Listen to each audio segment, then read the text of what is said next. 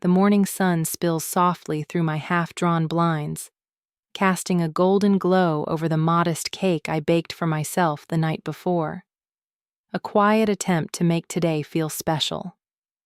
I run my hands over my simple blue dress, chosen with care for my 22nd birthday. Not a landmark year, but one I still hoped might hold meaning. My phone rests silently on the counter beside a faded photo from 3 summers ago at Lake Winnebago. In it, Mom has her arm around Ryan. Dad's hand rests proudly on his back, and I stand slightly apart, smiling too widely, as though I could will myself into the center of their love. The date is circled in red on the wall calendar, a hopeful reminder I've stared at for weeks. Yet as morning fades into afternoon, my phone remains stubbornly blank. No messages, no calls, not even from Mom, who once made birthday pancakes and sang off-key just to see me laugh. Still, I cling to the plan. Dinner at Rosario's, Mom's favorite Italian spot. Surely she hasn't forgotten. I send a message to the family group chat. Cheerful, casual. Hey, what time are we meeting for dinner tonight? The 3 dots flicker, then vanish. Nothing. Minutes pass. I water my herbs, check emails, straighten already perfect frames. Still nothing. My hands tremble as I try again. Mom? Dad? Just checking about tonight. The silence begins to rot. It's the same silence that filled the air at my high school graduation while they whispered about Ryan's science fair. The same silence that followed me at my college awards banquet when they left early for his baseball game. But not today. Not on my birthday. I call. My heart hammers. Mom answers on the 3rd ring, her voice breezy, distant. Oh, hey, Lena, what's up? I force my voice steady. Just checking about dinner tonight. A pause. Too long. Oh, honey. I should have told you earlier, she says, and the weight of it hits. We're taking Ryan out tonight to celebrate. The breath leaves me. But it's my birthday, I whisper. Another pause. Is that today? She says, faux surprise coating every syllable. I know the difference. I heard her real surprise last week when Dad brought her flowers. That moment was pure. This one is theater. Ryan laughs in the background. Tell her we'll bring leftovers, he calls, like I'm a distant cousin, not the daughter they raised. My vision blurs, not from sadness, but from a sudden searing clarity. This wasn't forgetfulness. This was deliberate. Right, I say, my voice like glass. Ryan's scholarship dinner, you remembered. Mom sounds relieved, as if I've handed her the excuse she needed. We meant to include you, sweetie, but reservations were limited and… It's fine, I interrupt, teeth clenched. Have a good night. I hang up. And just like that, I'm every age at once. 16 and ignored, 18 and overlooked, 21 and invisible. I moved out 6 months ago thinking maybe space would shift something. I kept calling, showing up, playing along with the fantasy that we were a loving family. But now I see it clearly. I was never just forgotten. I was chosen last. Always. And now, I'm done pretending otherwise. What a waste of hope.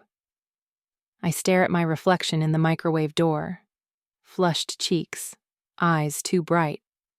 Willing myself not to cry. Slowly, I unclasp the silver necklace Mom gave me last Christmas. The same one she gave to Bethany and Aunt Lisa. A thoughtless, one-size-fits-all gesture. I place it on the counter and turn away. My phone buzzes. My heart leaps, only to fall when I see it's from Eli, not my parents. Happy birthday. I can't wait to see you tonight. Eli, whose eyes light up when I walk into a room, whose parents asked my favorite cake flavor last week. A question I now understand wasn't just small talk. I delete the half-written text I'd been drafting to my parents and call him instead, my voice steadier than expected. Hey, do you have plans tonight? I ask. They're celebrating Ryan. The words taste like ash. Outside, a bright red cardinal lands on my balcony rail, a splash of defiant color against the gray evening. Eli's voice sharpens. What? It's your birthday today. I nod, swallowing the ache. Apparently, it didn't make the priority list. Mom thought Ryan's scholarship dinner was more important. His silence speaks louder than anything. Then, a quiet exhale. I'm coming to get you. No, I'm fine. Lena. The firmness in his tone breaks through my automatic self-protection. You shouldn't be alone on your birthday. I'm already grabbing my keys. I hesitate, pride warring with pain. But something inside me, something long ignored, finally cracks. Okay, I whisper. By the time his gentle knock echoes through my apartment, I've pulled out a box of old family photos from under the bed. I'm sitting cross-legged on the floor, staring at a Christmas picture from 3 years ago. Me half-cropped from the frame while Ryan stands center, arms draped around Mom. Eli kneels beside me, wraps me in a quiet hug. I thought I was overreacting, I murmur, showing him my phone. But I checked the calendar. Mom's calendar, the one she made us all use. I scroll to today's date, then back. Ryan's celebration dinner, 7 p.m., entered 23 days ago by Rosario. They didn't forget. They chose. Eli scrolls too, his jaw tightening as he sees the pattern I've ignored. Ryan's basketball games labeled "Everyone Attend," while my college honors ceremony was dismissed as Lena's school thing. I show him more. My graduation announcement met with a "We'll try to make it," while Ryan's junior varsity promotion triggered a family dinner. This isn't right, Lena, Eli says, quiet fury in his voice. This isn't what family does. I look into his eyes, so full of rage for me, on behalf of me, and feel something shift, deep and seismic. For the first time in 22 years, I see the truth not as a failure on my part, but as a reflection of what I was never given, and now I'm done pretending it's okay.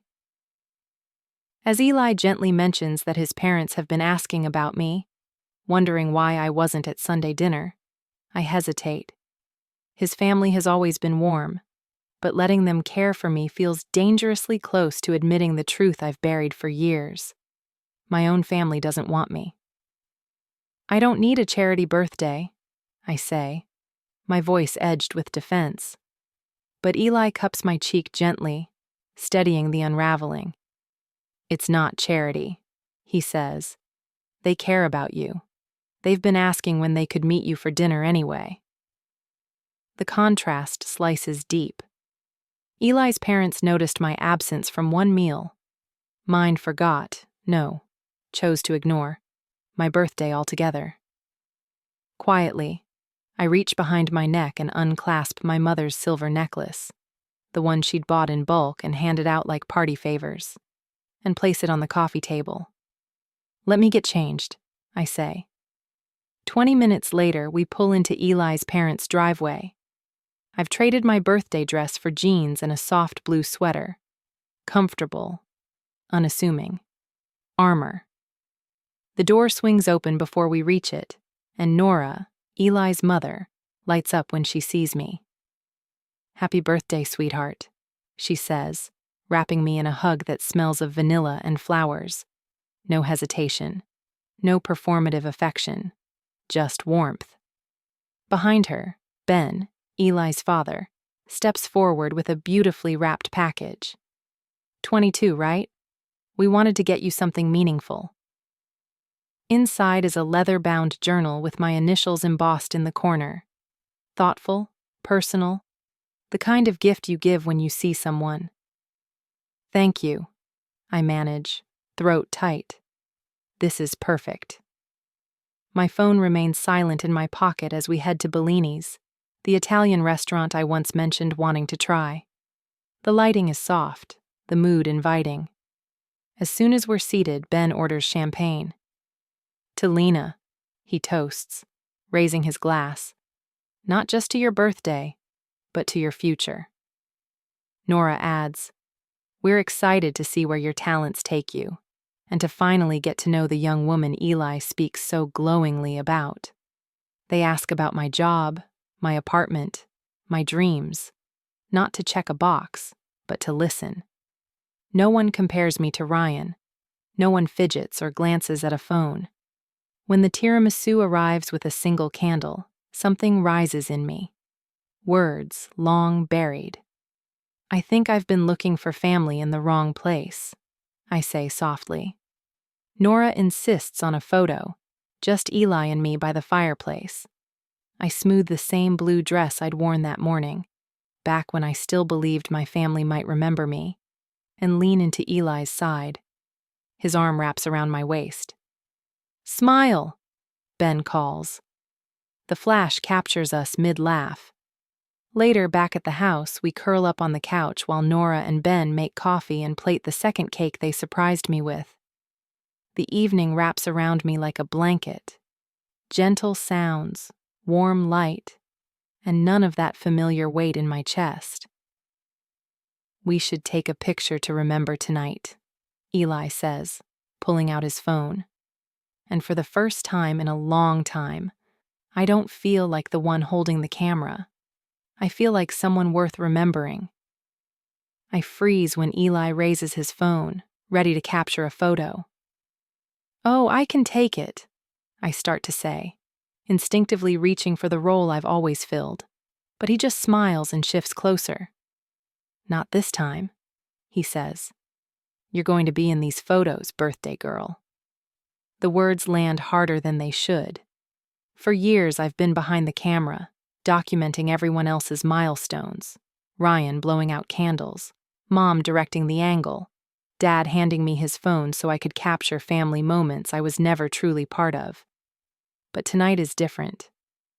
Eli's parents return with coffee and cake, and before we eat, Nora snaps photo after photo. Of Eli and me, of just me, of all four of us with the timer. When she shows me the results, I pause. In every image, I'm smiling. Not the polished, too wide smile I wear at family gatherings, but something softer, more genuine. My eyes are bright. I look. Happy. Send those to me, I whisper, surprised at how small my voice sounds. Later, after his parents have gone to bed and we're curled on the couch, I scroll through the photos again. The contrast hits like a punch. In Eli's family album, I'm centered, seen, celebrated. In my own, I'm a blur in the background or the invisible photographer, always just outside the frame. 22 years of reaching, of hoping, of excusing the inexcusable. They're just busy, I used to tell myself. Ryan needs more attention. They love me differently. Family is complicated. But tonight, something inside me shifts. It's like a stuck gear finally clicks into place. As Eli walks in with 2 glasses of water, he catches my expression. You okay? He asks gently. Just thinking, I murmur. And then, without overthinking for once, I open Instagram and start a new story. I choose the photo from dinner, Eli's arm around my shoulders, his parents on either side, my real smile front and center. I hesitate with the caption, drafting and deleting until I finally land on the truth. Huge thank you to Eli and his amazing family for making my birthday special. So grateful to have people who actually care about me. My thumb hovers. Years of conditioning scream. Don't make waves. Don't embarrass the family. Keep quiet. I glance at Eli and show him the screen, doubt flickering. He reads it, then meets my eyes. It's just the truth, Lena, he says gently. Not an attack, not a tantrum, just the truth. I take a breath and hit share.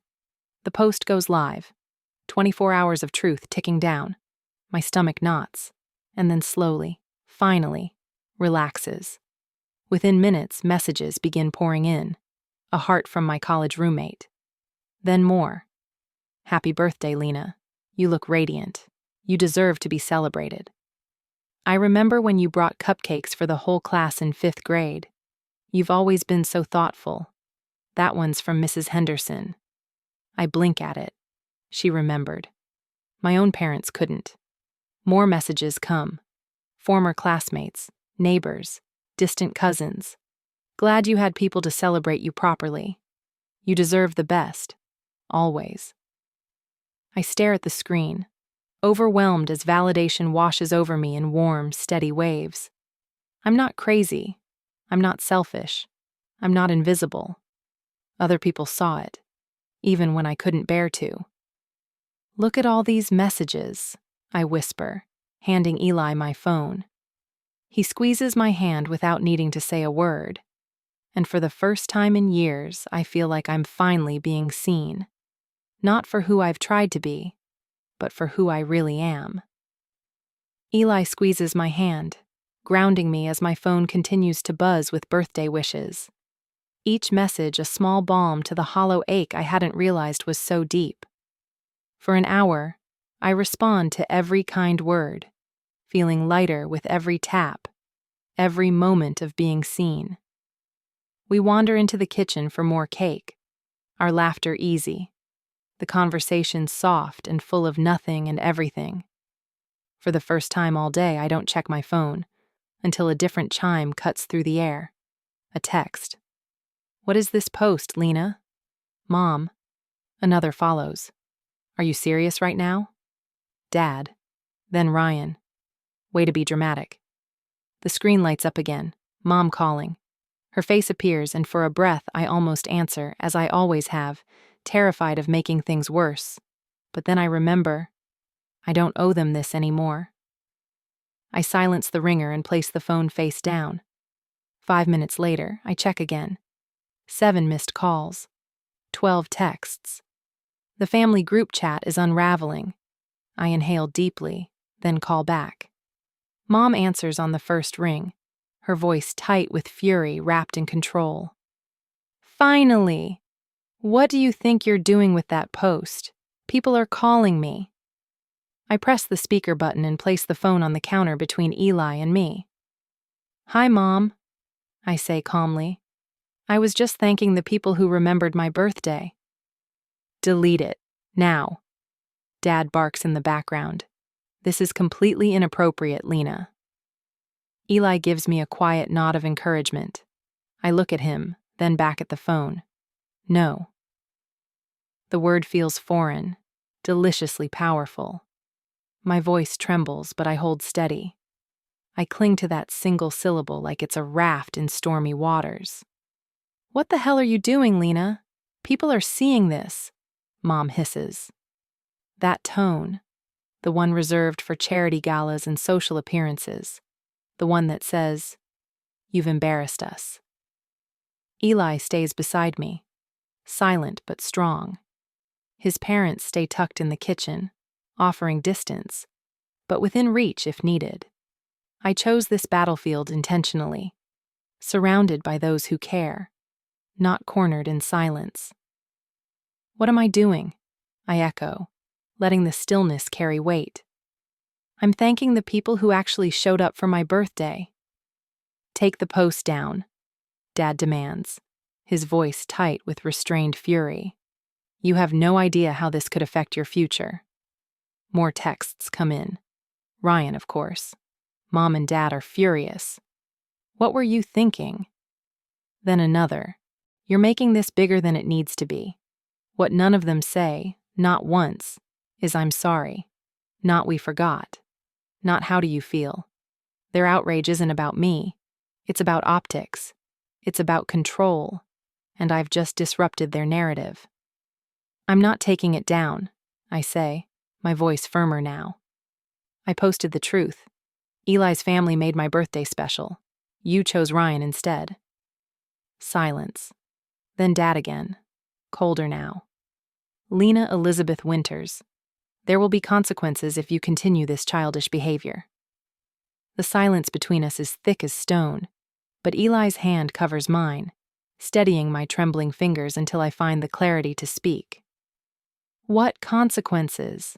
I ask, my voice stronger than I expect. "You've already shown me where I stand." There's a beat of silence before Dad declares, "We're coming over." This conversation isn't happening over the phone. I meet Eli's gaze. He nods, calm and supportive. "That's fine," I reply. "I'm at Eli's. His parents are here too." The pause on the other end stretches, long and telling. They expected me to be alone, isolated, obedient. "We can discuss this tomorrow," Mom interjects, her tone suddenly syrupy. "When you're thinking clearly, sweetie." The endearment lands like a slap. Convenient how she remembers affection now. "No," I say firmly. "If you want to talk, come now. Otherwise, we're done." 43 minutes later, they show up. Mom's smile is brittle as she exchanges forced pleasantries with Eli's parents. Dad stands stiffly, scanning the house like he's stepping into enemy territory.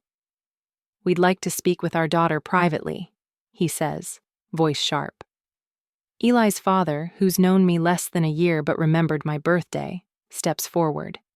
"Lena's welcome to speak in private, if she chooses, but she's also welcome to have support." Dad bristles. "Family matters should remain within the family." "Lena is like family to us," Eli's father replies evenly, "and she's welcome to support." The look on Mom's face says it all. The script is slipping. The script where they command, and I comply. Where guilt and obligation force me to fold. They've entered unfamiliar territory and they know it. "Lena's sweetheart," Mom coos, voice coated in fake warmth. "We just want to understand what upset you so much." I almost laugh. "You really don't know?" I ask quietly. "You forgot my birthday to celebrate Ryan instead." "That's not fair," Dad begins, but I cut him off. "You didn't forget. The dinner was planned weeks ago. I checked the family calendar. You chose to leave me out, on my birthday. We were going to surprise you this weekend," Mom insists, but her eyes won't meet mine. "No," I say, my voice steady and sure. "You weren't. This is what you always do. Ryan first. Me, if there's time left." A silence falls heavy in the room, and in their faces I see it, the flicker of recognition, the dawning awareness that they can't deny the truth anymore. For the first time, they see me, and I see them clearly, without illusion. Eli's living room feels like a courtroom, golden light streaming in as though the universe itself bears witness. I sit straight-backed on the couch, hands in my lap, still and unmoving. Across from me, my parents hover by the fireplace, too proud to sit, too shaken to relax. Mom adjusts her pearls, a nervous tick dressed up in elegance. "Lena, honey," she tries again, soft and patronizing. "This is just a misunderstanding. We were going to surprise you." "This social media tantrum needs to end now," Dad interrupts, his voice clipped like he's negotiating a business deal. "You're damaging the family's reputation." My phone buzzes again, slicing through the tense silence like a blade. I glance down, then slowly hold it up so they can both see Ryan's newest text. "Tell Mom and Dad I'm heading to Ryan's place. Don't wait up." My voice is calm, steady. "Some celebration," I say, letting the words hang. Mom's eyes immediately brim with tears. Right on cue. A performance I've seen before, the kind she reserves for charity galas where empathy is a performance, not a feeling. "After everything we've done for you, Lena, the opportunities, the support," she says, voice trembling with practiced emotion. But it's Dad's interruption that strikes harder, his voice cool, calculated. "Your grandmother's inheritance fund could be reconsidered. Financial decisions require maturity and loyalty." The air shifts. There it is. The the truth laid bare. Money. It was always about money. Every generous check, every tuition payment, every gift had invisible strings that tugged harder the moment I tried to step out of line. "We've always supported you more than Ryan," Mom insists, dabbing at her eyes. "He just needed more attention because of his special qualities." A strange, sharp calm settles inside me. "Name one thing," I say, my voice steady. "One accomplishment of mine that you celebrated properly." Silence answers me. In the background, I hear Eli's parents in the kitchen, the soft clatter of dishes a quiet reminder that someone here knows how to care. I raise a finger. "At my high school graduation, you whispered through the ceremony about Ryan's science fair ribbon." Another finger. "You left my college awards banquet early for his baseball game." A third finger. "When I got my first job offer, you told me to hold out for something better, while planning Ryan's graduation party a year in advance." I unlock my phone and scroll through the calendar Mom insisted we all use. I show them.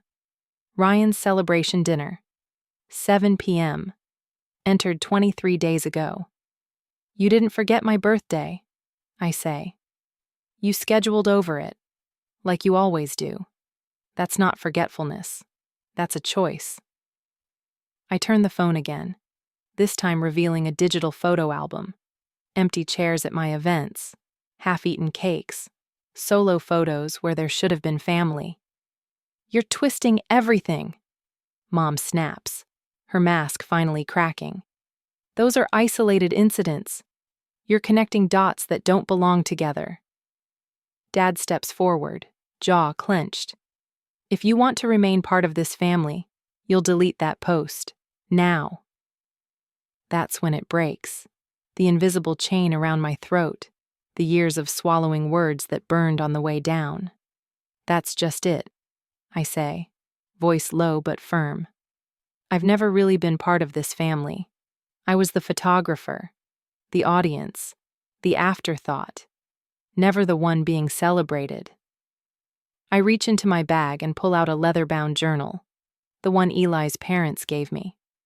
I lay it flat on the coffee table. 3 years of entries, every missed milestone, every canceled plan, every time you cut short something of mine because Ryan needed the spotlight. It's all here. Mom's eyes widen at the sight of the tangible proof, and for the first time, she has no ready excuse. "I won't pretend anymore," I continue. "Either acknowledge what you've done or leave me alone, but don't expect me to keep dancing for scraps of your attention." Dad's face reddens, the way it does when a business deal crumbles. "You'll regret this," he warns. "Don't come crying back when real life gets difficult." "Lena," Mom hisses, shooting a look toward the kitchen, where Eli's parents are still within earshot. "People are watching your story. What will everyone think?" I meet her gaze, my voice unwavering. Maybe they'll think the truth finally got out, and maybe, just maybe, someone else will find the courage to stop begging to be seen. Eli moves from the doorway to sit beside me, close enough to anchor me, even without touching. I meet my mother's gaze, then my father's, and say quietly, but firmly, "I hope they are watching." The stunned silence that follows is almost worth the years of being silenced. This dawning realization on their faces that the daughter they counted on to stay invisible has found her voice, and worse for them, others are starting to listen. Dad checks his watch, a nervous tick I recognize from every time he's lost control in a boardroom. Mom's fingers fumble with her pearls, her go-to shield when appearances slip. For once, I don't rush to fill the silence with apologies or explanations. I simply sit in it, breathing in the strange, powerful calm of someone finally speaking their truth. Some stories, I realize, can't be edited once they're told, and mine finally belongs to me. A month later, The morning light streams through curtains patterned in bold teal, a color that would have made my mother clutch her pearls harder. My apartment no longer looks like a catalog page curated for her approval. It looks like me. On my shelf, the leather journal from Eli's parents rests beside an artisan tea set from his sister. Simple gifts that say, "I see you," without ever needing to be spoken aloud. My phone buzzes with a calendar alert, and I no longer flinch. I've removed the family group chat, filtered out the noise. The knot in my stomach that used to tighten with every notification has started to loosen, slowly but surely. "Ready?" Eli calls from the kitchen, his voice warm over the sound of clinking dishes.